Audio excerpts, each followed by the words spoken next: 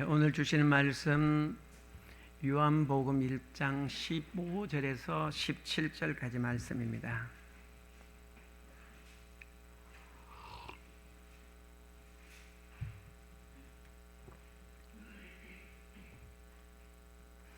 찾았으면 우리 한 목소리로 15절에서 17절까지만 우리 같이 보도록 하겠습니다.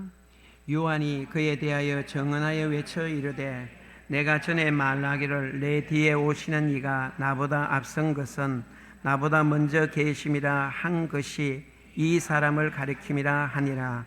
우리가 다 그의 충만한 데서 받으니 은혜 위에 은혜라.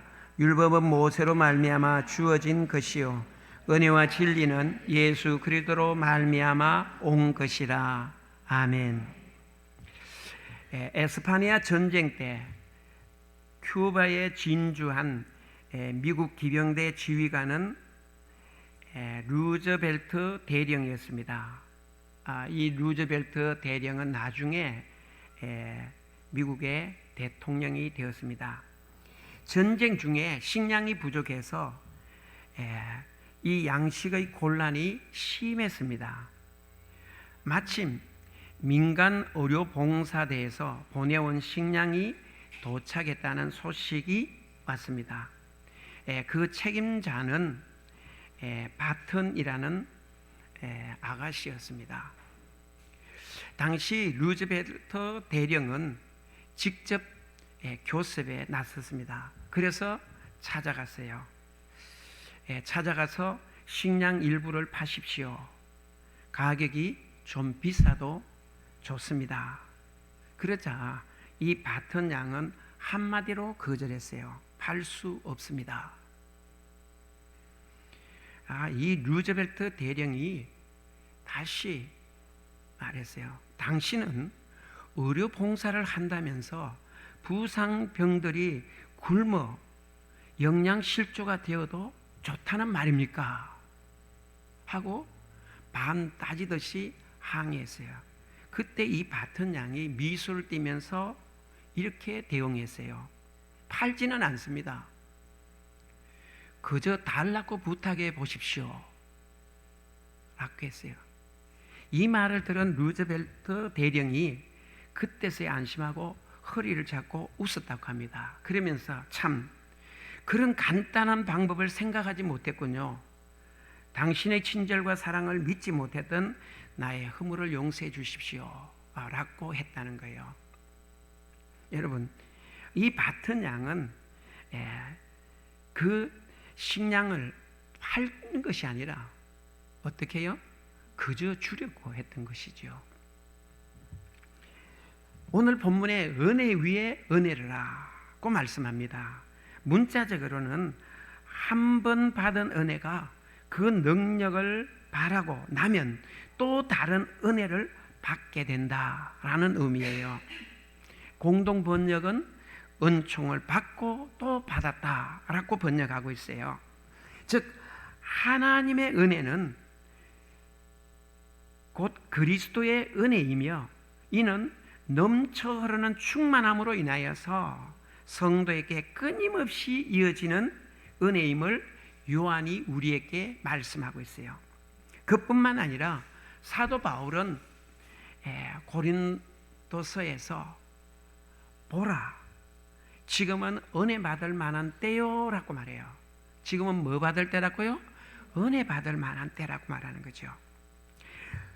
은총을 받고 또 받았다는 의미를 여러분 가장 잘 설명해 주는 구약의 표현을 찾아본다면은 구약에서 그러면 은혜 위에 은혜라, 은혜를 받고 또 받았다, 이 의미를 구약에서는 어떻게 묘사하는가 보면은 구약의 아름다운 묘사의 장면은 이렇게 표현했어요.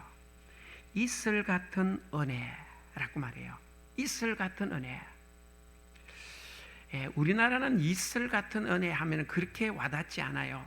그러나 성경적으로 보면은 이슬 같은 은혜, 이것은 지금 이스라엘과 팔레스타인이 전쟁 중에 있지만도 팔레스타인 지역에서는 없어서는 아니 될 은혜가 바로 이슬 같은 은혜라는 말이에요.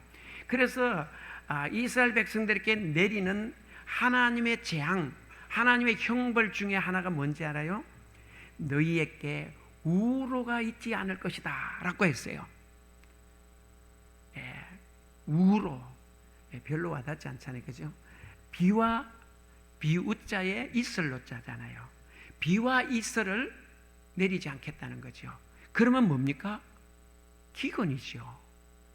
이것이 이스라엘 백성들에게 어마어마한 재앙이라는 말이에요. 형벌이라는 거죠. 그런데 이스라엘의 기후를 보면은 이른 비와 늦은 비가 있어요.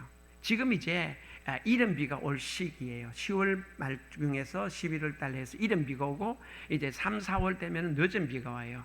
그래서 지금 이른 비가 오기 때문에 이제 파종할 때요. 늦은 비가 오면은 결실의 비예요. 그리고 5월로 접어들어서 9월까지는 비가 오지 않아요. 건기예요. 제가 6월 달에 성지순례 갔는데 얼마나 더운지 몰라요. 그리고 뭐 밭은 바싹 말랐죠. 그럼에도 불구하고 또 가정들에 보면은 식물이 자라요. 그 식물이 자라는 이유는 팔레스타인 이스라엘 지도 보면 저 북쪽에 헐몬산이 있어요. 헐몬산을 중심으로 해서 밤이 되면은 이스라엘 전역에 이슬이 내려요. 그 이슬을 통해서 식물이 자란다는 말이에요.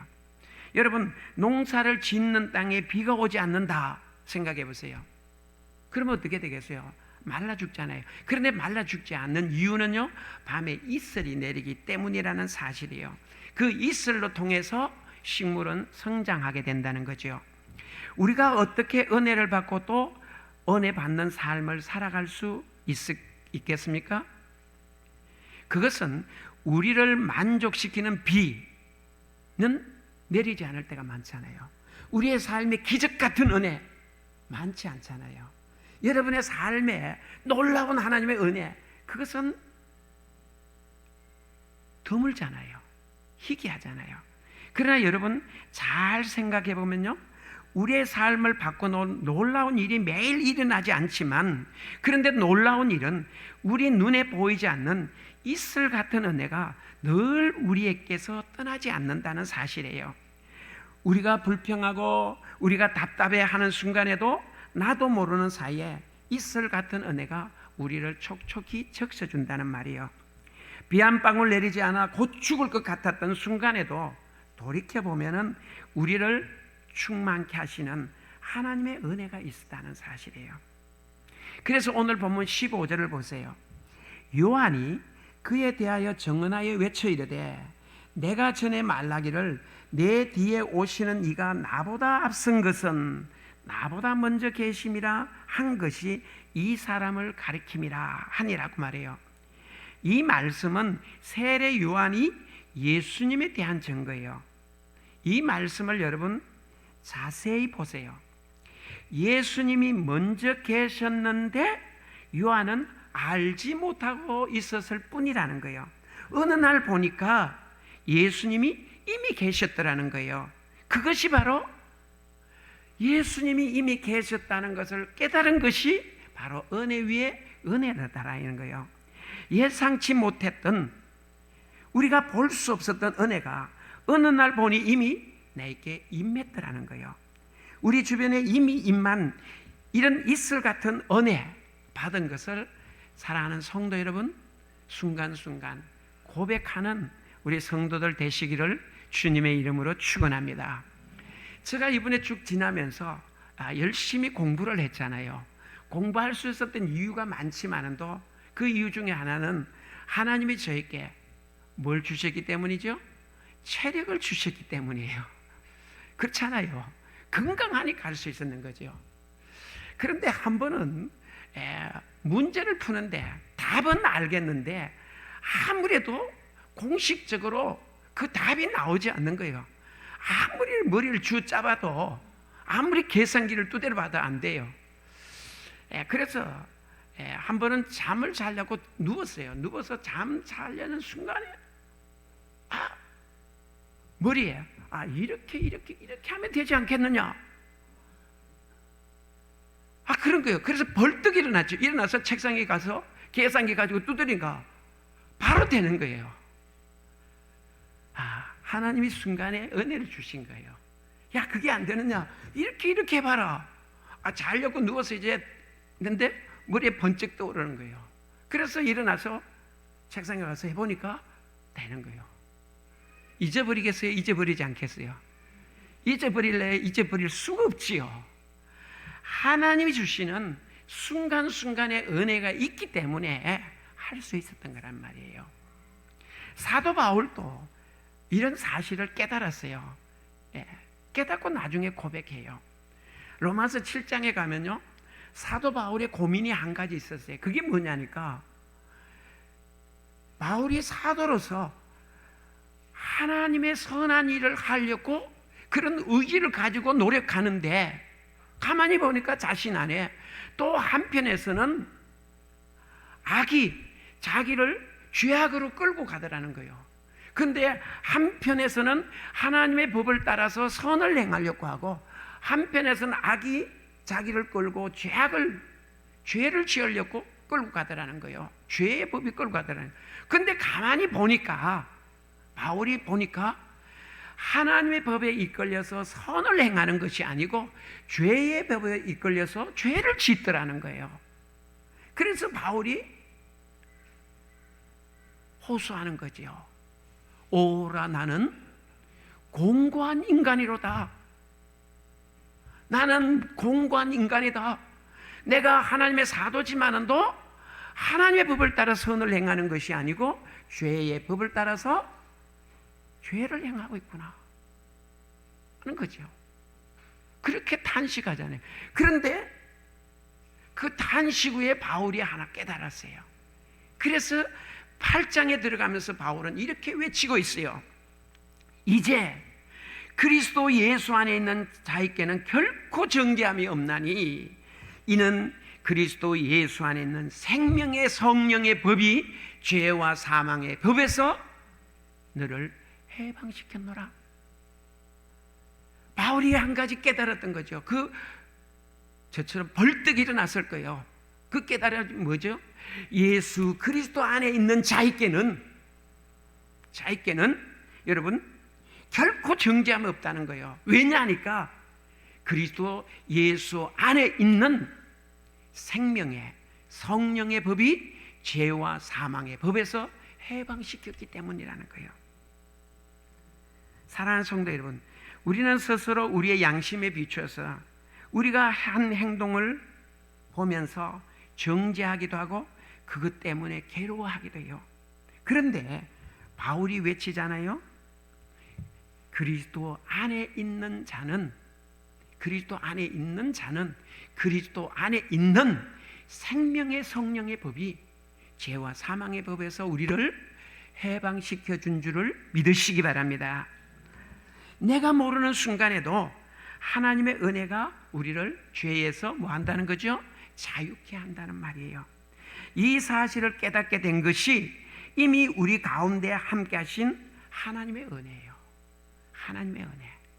이 은혜를 여러분 받고, 이 은혜를 느끼고, 이 은혜를 체험하며 간증하며 살아가는 우리 성도들 되시기를 주님의 이름으로 축원합니다.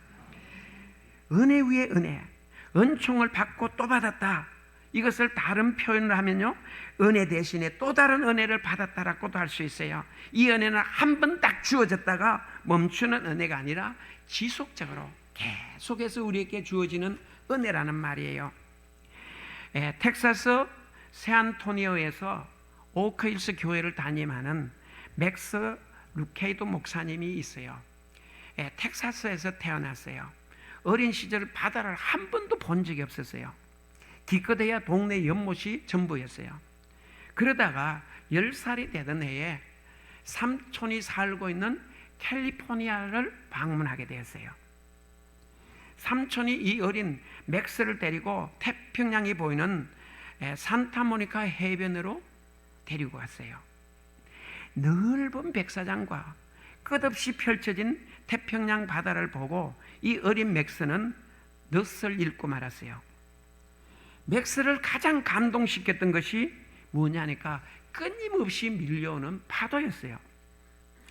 그 많은 물이 대체 어디로부터 오는지 계속해서 맥스에게 밀려왔어요.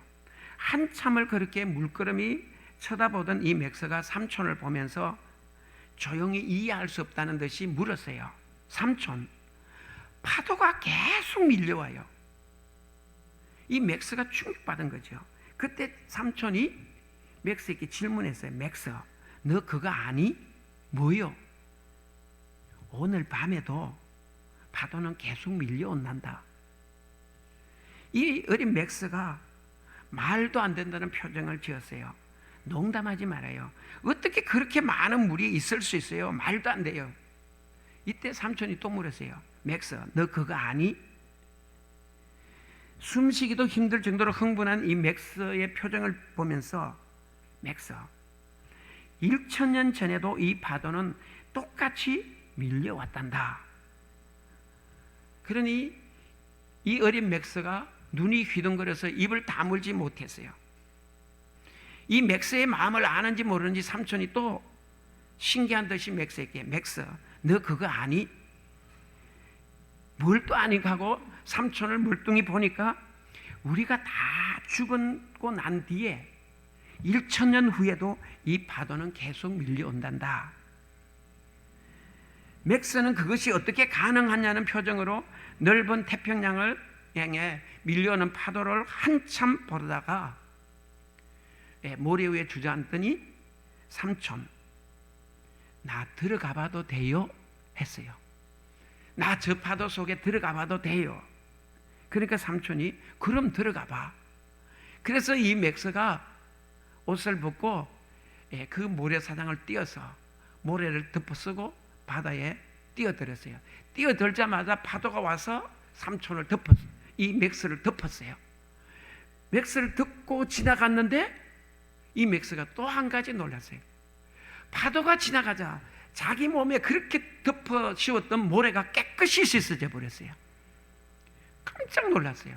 그래서 이 맥스가 뛰어나와서 다시 모래 위에 뒹굴고 몸에 모래를 흠뻑 묻혀가지고 또 뛰어가니까 파도가 와서 덥석 맥스를 안고 지나가 버렸는데 그 모래가 깨끗이 씻어져 버렸어요.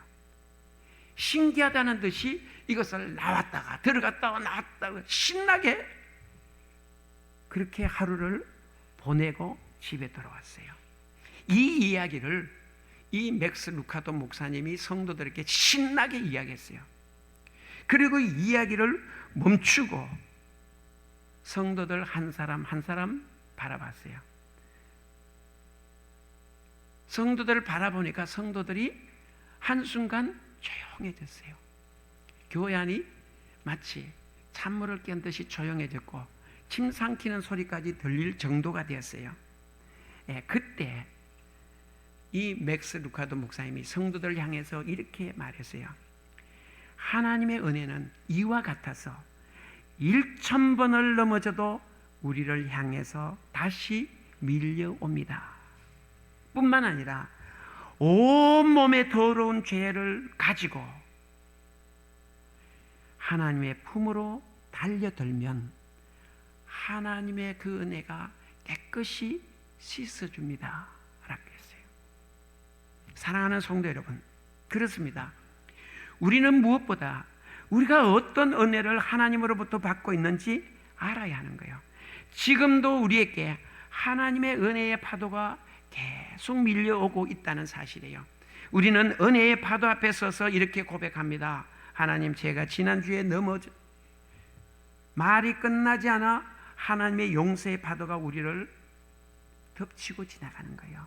하나님, 제가 지난주에 죄를 지었단 말, 이 말이 끝나기 전에 은혜의 파도가 우리의 말이 끝나기도 전에 우리의 모든 죄를 씻어버리고 지나간다는 말이에요. 사랑하는 성도 여러분, 이해할 수 있다면 진정한 은혜가 아니에요. 가늠할 수 있는 크기라면 은혜가 아니에요. 우리가 예상했던 반응이라면 그 은혜가 아니에요. 머리를 세차게 흔들며 다른 것은 몰라도 이것만큼은 절대 용서받을 수 없을 거야 라고 생각할 때도 하나님의 용서와 은혜의 파도는 우리를 향해서 밀려온다는 거예요. 그러기에 사랑하는 성도 여러분, 우리가 십자가를 바라보면 그 십자가의 은혜의 파도가 우리의 더럽고 추한 모든 것 다 덮어주시는 것만이 아니고 씻어주신다는 사실을 확신하시기를 주님의 이름으로 축원합니다. 머리로도 지식으로도 경험으로도 이해되지 않는 것이 우리를 향한 하나님의 은혜예요. 그러기에 우리가 알 수 있는 것은, 그리고 우리가 할 수 있는 것은 오직 한 가지. 그게 뭡니까? 하나님의 그 은혜에 감사하면서 살아가는 거예요. 감사하며 살아가는 거예요. 하나님을 어떻게 알 수 있느냐? 애쓰지 않아도 돼요. 이미 다 보여주시고 우리에게 깨닫게 해주신 거예요. 그러기에 은혜로만이 우리의 모든 삶이 이해되고, 은혜로만이 우리의 삶이 생동감이 넘치고, 은혜로만이 우리의 삶이 감사가 넘치는 거예요. 그렇다면 우리는 어떻게 은혜 안에 살아갈 수 있습니까? 우리가 어떻게 하면 은혜 안에 살아갈 수 있느냐? 16절과 17절 보세요. 우리가 다 그의 충만한 데서 받으니 은혜 위에 은혜라. 율법은 모세로 말미암아 주어진 것이요 은혜와 진리는 예수 그리스도로 말미암아 온 것이라고 말해요. 여러분, 지금은 모르지만 지금도 그렇지요. 가끔 시골에 가면은 마당에 뭐가 있죠? 우물 있잖아요. 제가 자란 본가도 가면은 마당에 우물이 있어요. 시골에서는 그 우물을 길러가지고 부엌 안에 있는 독에다가 물을 채우잖아요. 그죠? 채워놓고 그 물을 부엌에서 사용하잖아요. 근데 한 번은 한 양동이가 이렇게 불평했어요. 아무리 물을 퍼 담으면 뭐해? 10걸음도 못 가 물통에 부어버리면 남는 게 하나도 없는데, 이렇게 분통을 터뜨리니까 옆에 있던 다른 양동이가 입을 열고 이렇게 말했어요. 참 이상하다. 나는 10걸음만 옮기면 다시 가득 채워지는데,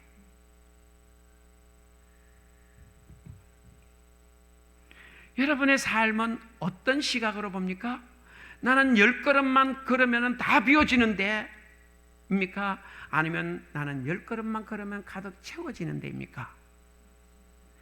똑같은 인생을 사는데 한쪽은 탄식과 불평을 늘어놓고, 왜냐하면 손에 가득 쥔 것 같으면서도 어느새 안개처럼 사라져버렸기 때문이 아니에요. 반면에 가진 것 없는 것 같지만 늘 채워주시는 하나님의 은혜를 경험하고 사는 사람들이 있지 않습니까? 이것이 은혜 안에 살아가는 삶이에요. 모세로부터 주어진 율법은 끊임없이 우리에게 채우라고 말해요. 채우라고 요구해요. 하지만 채워지는 거 아니잖아요. 그러나 예수 그리스도 안에 있는 은혜는 우리에게 날마다 베풀라고 말해요. 베푼다고 없어지는 거 아니에요. 여러분, 베풀었다고 떨어지는 법 없어요. 왜? 하나님이 채워주시기 때문이에요. 테레사 수녀가 한 번은 인도 방갈로의 한 신학교에 가서 강의를 했어요. 강의가 끝난 후에 한 수녀가 테레사 수녀에게 질문을 던졌어요. 테레사 수녀님, 당신은 가난한 이들에게 모든 것을 공짜로 주어서 그들을 버릇없는 사람들로 만들고 있지 않습니까? 당신은 가난한 자들에게 모든 것을 공짜로 주어서 그들을 버릇없는 사람들로 만들고 있지 않습니까?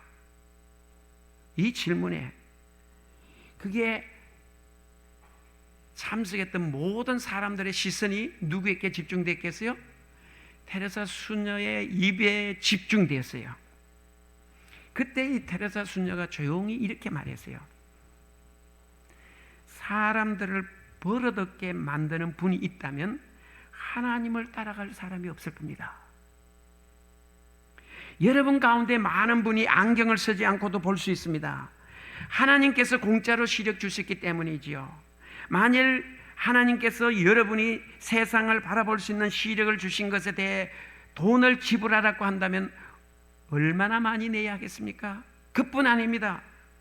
대기에 있는 산소를 공짜로 주셨기에 우리는 아무 값도 치르지 않고 마음껏 숨을 쉴 수 있습니다. 만일 하나님께서 너희가 4시간 일한다면 2시간 동안 햇볕을 주겠다고 말씀하신다면 이 세상에 어떤 일이 일어날까요? 라고 했어요. 이 테레사 수녀의 대답이 떨어지자 질문을 던진 수녀는 물론이고 아무도 반론하지 않았다는 거예요. 가만히 생각해 봤어요. 오늘 이 시간에 앉아있는 우리야말로 무한한 하나님의 은혜 가운데 살아가고 있지 않습니까? 남에게 베푸는 것은 늘 아까워 하나님이 버릇없이 만든다고, 또 그들에게는 좀 따끔한 맛을 보여주어야 한다고 합니다. 그러면서 우리에게 임하는 하나님의 은혜는 당연한 것으로 여기면서 살아오고 있지 않습니까? 다른 사람에게 임하는 은혜로 받아들이지 못한다면 내가 누리는 은혜도 은혜로 느껴지지 않는다는 사실 아십니까? 은혜 안에 산다는 것은 함께 누리는 것이라는 것을 사랑하는 성도 여러분 깨달으시기를 바랍니다. 오늘 16절에서 언급한 것처럼 율법은 모세에게 주어진 것으로서 뭐지요? 금기예요. 하라, 그리고 하지 말라 하잖아요. 하지만 은혜는 예수 그리스도에게 주어진 한없는 사랑이에요. 한없는 사랑이에요. 우리가 그 충만한 데서 받으니 뭐라고요? 은혜 위에 은혜로라고 말씀하잖아요. 은혜 안에 산다는 것이 뭡니까? 오랫동안 중국에서 선교사로 일한 바 있는 허더슨 타일러 선교사에게 한날은 젊은 중국 신사 한 분이 찾아와서 이 허더슨 타일러 선교사에게 이렇게 물었습니다. 저는 세례를 받고 기독교인으로서 정식으로 출발하려고 합니다. 그런데 제게는 다음 2가지 질문이 있습니다. 첫째, 성경에 대해서는 어느 정도 알아야 하며, 둘째, 신앙의 연조가 몇 년이 되어야 합니까?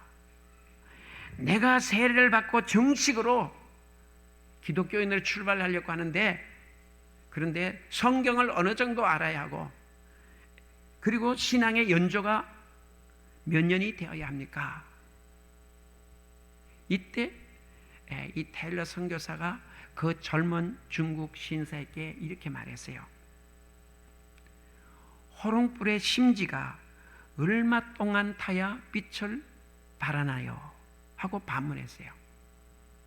여러분, 호롱불의 심지가 얼마를 타야 빛을 발합니까? 그때 이 젊은 중국 신사가 그야 물론 심지에 불을 붙이는 순간부터 빛을 발하지요. 그때 테일러 목사가 이렇게 말했어요. 그렇습니다. 기독교인이 되는 것은 다른 것 없습니다. 성경에 대한 지식이 어느 정도이며 또 몇 년 동안 교회 생활을 해야 하는가, 그것은 그렇게 큰 문제가 아닙니다.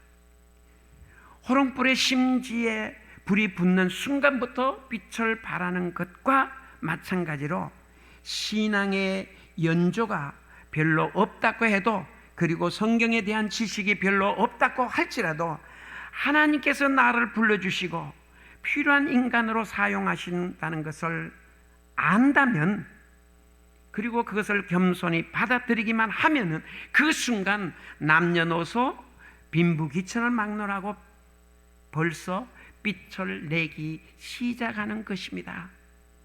그렇다면 그들은 벌써 훌륭한 그리스도인이 된 것이 아니겠습니까? 라고 이야기했다는 거예요. 사랑하는 성도 여러분, 우리가 은혜 안에 살아간다는 것은 내가 성경을 많이 알아야 하고 신앙의 연조가 깊어야 은혜 안에 살아가는 거 아니에요.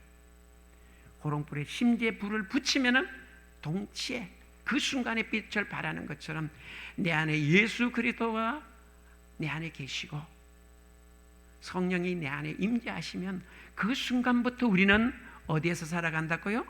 은혜 안에서 살아가는 거예요. 지금 우리의 문제는 온전히 이루신 하나님의 온전하신 은혜를 우리가 깨닫지 못하기 때문은 아닌가 한번 생각해 보세요. 세례 요한처럼 예수 그리스도이심을 깨닫는 순간에 뭐 받은 거죠? 은혜 받은 거잖아요. 그래서 은혜 위에 은혜라고 세례 요한이 외치고 있는 거 아닙니까? 뿐만 아니라 사도 바울은 고린도후서 6장 1절에서 고린도 성도들을 향해서 외치는 거지요. 우리가 하나님과 함께 일하는 자로서 너희를 권하노니 하나님의 은혜를 헛되이 받지 말라. 하나님의 은혜를 어떻게 받지 말라고요? 헛되이 받지 말라. 여기에 헛되이에 해당되는 에이스케논이라는 원어는 텅 빈, 공허한, 허무맹랑한, 성과 없는, 유익 없는 이런 의미예요. 하나님의 은혜를 텅 빈, 공허하게, 허무맹랑하게 하나님의 은혜 받지 말라는 말이에요. 그렇습니다. 고난 중에도 우리는 하나님의 은혜를 지속적으로 누릴 수 있어요. 이것이 저와 여러분의 특권임을 믿으시기 바랍니다. 하나님의 사람 노아는 이웃의 사람들에게 비웃음을 받으면서도 하루하루 하나님의 말씀에 순종해서 방주를 지었잖아요. 방주를 다 만든 후에 방주문을 활짝 열어놓고 여러분 그 이웃들을 초청했잖아요. 방주에 들어오기를 촉구했잖아요. 노아는 자기의 시대에서 하나님의 의를 전파했다고 베드로 사도는 말씀하고 있어요.